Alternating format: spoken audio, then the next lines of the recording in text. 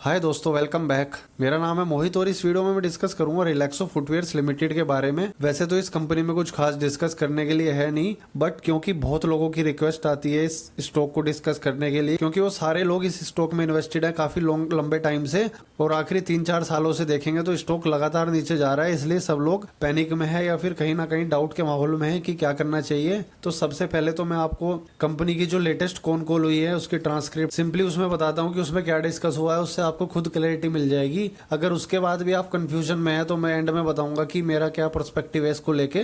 Method बताऊंगा कि कोई भी कंपनी में जिसमें ऐसे सिचुएशन और फंस चुके होते हैं तो उसमें आप क्या चेक करें। सिंपली एक चीज पे फोकस रखें जिससे आपको खुद ही पता चल जाएगी कब इस स्टॉक से एग्जिट करना चाहिए और कब एंट्री लेनी चाहिए, अगर एंट्री भी लेनी चाहिए। अगर आपको लगता है कि जब ये स्टॉक चलना शुरू करेगा तो मैं कहीं मिस ना कर दूं तो एंट्री कब लेनी चाहिए, और जब ये कंसोलिडेशन फेज में है तो हमको कैसे पता चलेगा कंसोलिडेशन फेज में है या फिर जो इसका डाउनफॉल हो रहा है वो कब तक कंटिन्यू रहने वाला है। तो सिंपल तरीका मैं आपको बताऊंगा जो आप किसी भी स्टॉक में सेम तरीके से अपनी एग्जिट और एंट्री प्लान कर सकते हैं। तो सबसे पहले कौन कॉल डिस्कस करते हैं, और अगर नंबर देखें सबसे पहले Q4 फाइनेंशियल 25 के, तो इसमें रेवेन्यू 695 करोड़ का रिपोर्ट किया है, जो कि लास्ट ईयर Q4 के 747 करोड़ के रेवेन्यू से 7% कम है। इस ड्रॉप का कारण कंपनी बता रही है कि जो मिड रेंज फुटवेयर सेगमेंट है उसमें वॉल्यूम थोड़ा सॉफ्ट था, खास करके रूरल और मिडिल इनकम मार्केट्स में। और एबिटा मार्जिन है 112 करोड़ जो लास्ट ईयर के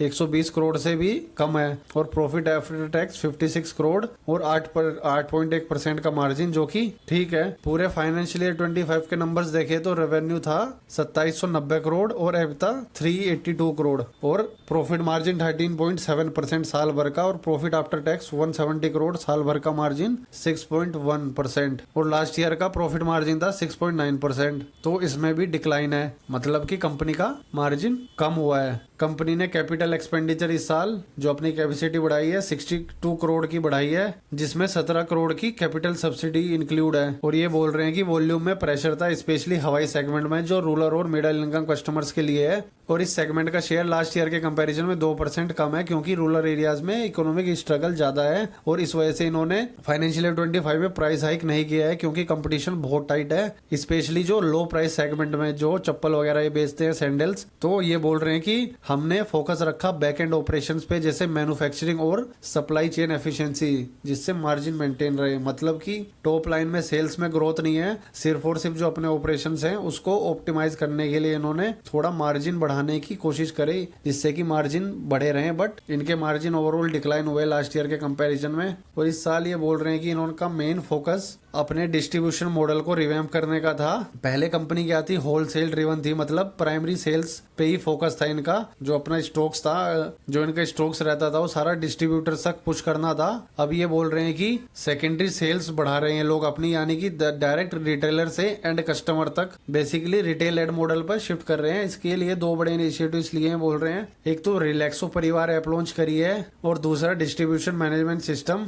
और बोल रहे हैं कि इसकी वजह से फाइनेंशियल ईयर 26 के सेकंड हाफ में सेल्स थोड़ी आ सकती हैं, ठीक ठाक आ सकती है, बट वो कोई श्योरिटी नहीं है, वो हमें क्वार्टर बेसिस पे ट्रैक करनी पड़ेगी। तो अभी फ्यूचर अगर देखें फाइनेंशियल ईयर 26 का, तो कंपनी बोल रही है कि फाइनेंशियल ईयर 26 में 100 बेसिस पॉइंट्स यानी कि 1% से ज्यादा का मार्जिन इंप्रूवमेंट एक्सपेक्टेड है इनका, जो कि प्रीमियम प्रोडक्ट्स जो ये लोग सेल करेंगे, हाई वैल्यू आइटम्स, और थोड़े अपने जो कॉस्ट की एफिशिएंसी है मैन्युफैक्चरिंग में उसको इम्प्रूव करने की वजह से आएगा, बैक एंड ऑपरेशंस वगैरह की, जिसकी वजह से इनकी 2-3% की आरओसी में इंप्रूवमेंट दिख सकता है। क्योंकि एबिटा मार्जिन बढ़ेगा तो एबिटा प्रॉफिट बढ़ेगा बेसिकली, और ओवरऑल आरओसी बढ़ेगी उसकी वजह से। और 100 करोड़ का बोल रहे हैं कैपेक्स प्लान करेंगे फाइनेंशियल ईयर 26 में। तो अभी भी इस साल का कंपनी का जो आउटलुक है साफ साफ आप देख सकते हैं, सिर्फ और सिर्फ प्रॉफिट मार्जिन बढ़ाने पे है, बट टॉप लाइन जो कि सेल्स ग्रोथ है उसकी कोई बात नहीं हो रही। 100 करोड़ का कैपेक्स सिर्फ बोला है, जिसके तहत ये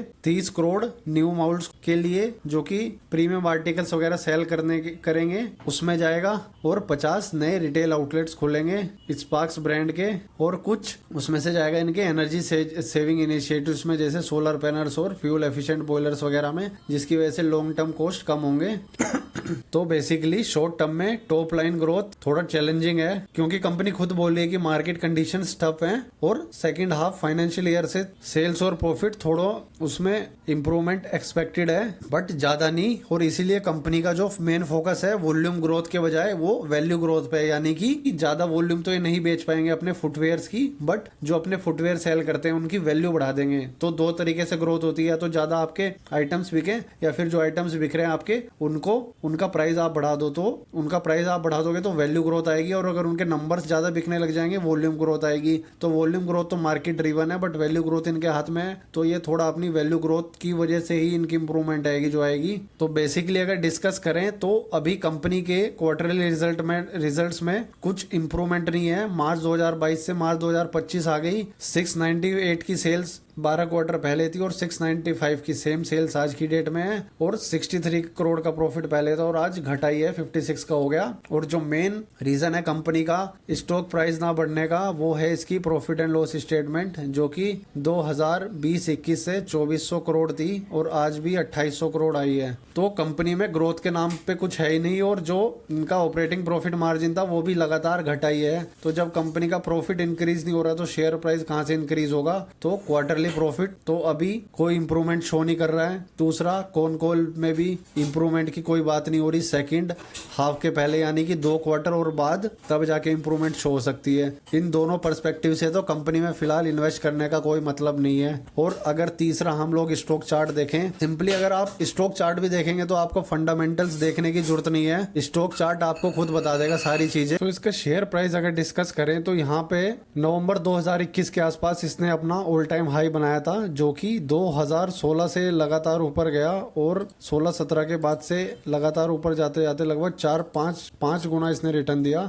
और नवंबर 2021 से लगातार नीचे चल रहा है। और यहाँ पे अगर इसका मैं हाई मार्क कर दूं तो जो इसने नवंबर 2021 में बनाया उसके बाद ये तब से अभी तक लगभग 70% डाउन है। तो स्टॉक मतलब अभी डाउन ट्रेंड में आ चुका है नवंबर 2021 से। और डाउन ट्रेंड में कोई भी स्टॉक कैसे मूव करता है, कोई भी स्टॉक कभी भी डायरेक्ट ऊपर नहीं जाता और डायरेक्ट नीचे नहीं जाता, वो नीचे जाएगा फिर ऊपर नीचे फिर ऊपर फिर नीचे फिर ऊपर फिर नीचे। बट डाउन ट्रेंड में एक चीज होती है, जब भी स्टॉक ऊपर से नीचे आएगा, वो ऊपर से यहाँ नीचे आया, फिर उसके बाद ये इसने सपोज करो यहाँ पे लो बना दिया, उसके बाद फिर ऊपर जाएगा, तो वो अपना जो प्रीवियस हाई है उसको ब्रेक नहीं करता, और जो प्रीवियस ये लो होता जाता है हर बारी उसको ब्रेक करता जाता है। तो यहाँ पे इसने इस लो को ब्रेक करके नीचे आके नया लो बनाया, और ये जो प्रीवियस हाई था इसको ब्रेक नहीं कर पाया, और फिर से यहाँ पे से थोड़ा ऊपर जाने की कोशिश करी, इसको ब्रेक नहीं कर पाया, और ये लो इसने ब्रेक करके नया लो बना दिया। और अब ये रेजिस्टेंस ये हो जाएगी, प्रीवियस हाई ये हो जाएगा, उसके बाद फिर ये ऊपर जाएगा, फिर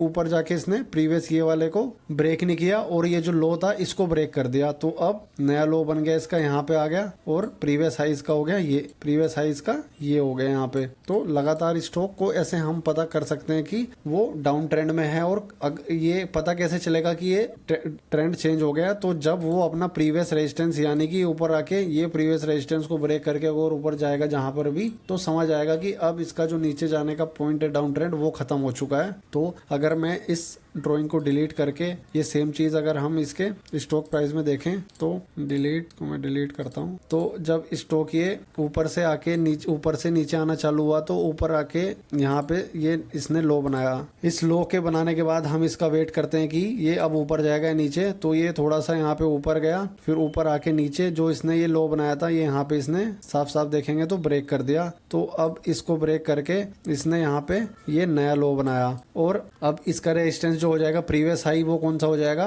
उसको यहाँ से शिफ्ट होके यहाँ पे आ जाएगा। उसके बाद फिर हम इसको जूम इन करते हैं तो ये फर्दर इसने ऊपर गया थोड़ा सा, और ऊपर जाके ये प्रीवियस रेजिस्टेंस ब्रेक नहीं कर पाया, और बहुत पहले ही लगातार सेलिंग प्रेशर से नीचे जाके नया लो बना दिया। और अभी नया लो अगर हम माने तो ये मान लेते हैं यहाँ पे नया लो बनाया, और अब इसका जो प्रीवियस हाई हो जाएगा, प्रीवियस रेजिस्टेंस वो हो जाएगा ये जहाँ पे इसने आके पुल बैक दिखाया था। अब इसके बाद जूम करें तो थोड़ा सा ऊपर गया, फिर वापस नीचे आ गया, यानी कि फिर से नया लो बना दिया, यानी कि डाउन ट्रेंड इसका कंटिन्यूस है। और जो प्रीवियस रेजिस्टेंस था अब ये हो जाएगा प्रीवियस हाई, जो इसने थोड़ा सा ऊपर जाके दिखाया, तो जब इसको क्लोज करेगा तो रेजिस्टेंस मतलब इसका डाउन ट्रेंड चेंज हो चुका है। बट यहाँ पे ये थोड़ा सा ऊपर गया, थोड़े नीचे आया, तो यहाँ पे नीचे क्लोज नहीं हुआ क्योंकि रेड में, तो ये ट्रेंड लाइन सेम रहेगी। फिर थोड़ा ऊपर गया, फिर नीचे आया, फिर थोड़ा ऊपर आया, तो प्रीवियस हाई तो इसका ये हो जाएगा प्रीवियस रेजिस्टेंस। बट यहाँ पे ये भी एक लेवल हो चुकी है जो ये बार बार आके वो कर रहा है, बट अभी तक इसने इस लेवल को ब्रेक नहीं किया है। तो अब यहाँ से दो चीजें होंगी,